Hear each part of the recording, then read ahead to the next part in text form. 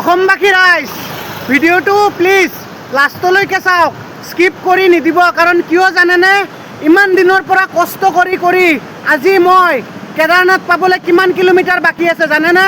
চাওকচোন এবাৰ, মাত্ৰ 69 কিলোমিটাৰ। আজি মোৰ ঘৰৰ পৰা ওলোৱা কিমান দিন হ'ল আপোনালোকে গম পায়নে? হয়তো গম নাপায়, হয়তো কিছুমানে গম পায় যে মই আজি মোৰ ঘৰৰ পৰা ওলোৱা প্ৰায় 102 নম্বৰ দিনত উপনীত হ'লোঁ। প্ৰায় 3 মাহতকৈও অধিক খোজকাঢ়ি মই হাৰিদ্বাৰৰ পৰা গংগাজললৈ কেদাৰনাথলৈকে পদযাত্ৰা কৰি আছোঁ, যিটো মোৰ আজি 102 নম্বৰ দিন।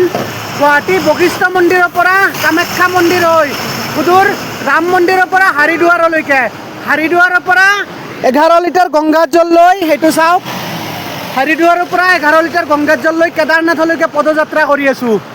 এইটো চাওক, মাত্ৰ কেদাৰনাথ পাবলৈ 69 কিলোমিটাৰ বাকী আছে। গতিকে গাইজ, সঁচাকৈ আপোনালোকক বহুত ধন্যবাদ ইমান দিনে মোক ইমানখিনি মৰম দিয়াৰ বাবে।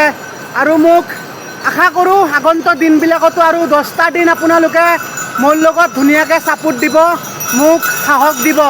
আপোনালোকৰ সাহস আৰু বাবাৰ সাহস লৈ মই আগবাঢ়ি গৈ আছোঁ। গতিকে ভিডিঅ'টো এইটোৱে, যিমান পাৰে শ্বেয়াৰ কৰিব।